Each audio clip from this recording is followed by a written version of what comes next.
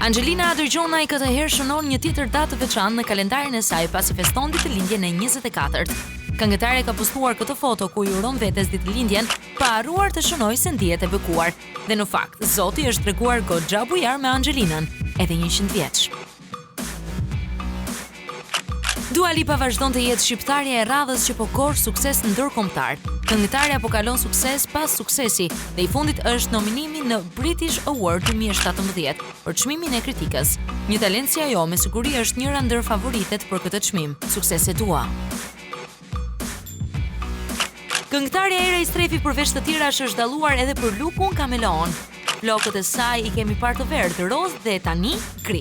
Por ajo që na bën përshtypje është shpreha të cilën këngëtarja ka vënë krah fotos. Gri si ngjyra e përkohshme e zemërsime, thot ajo. Por me siguri kjo është kalimtare sepse është dashuria e fansave që e ndryshon atë menjëherë në të kuqe.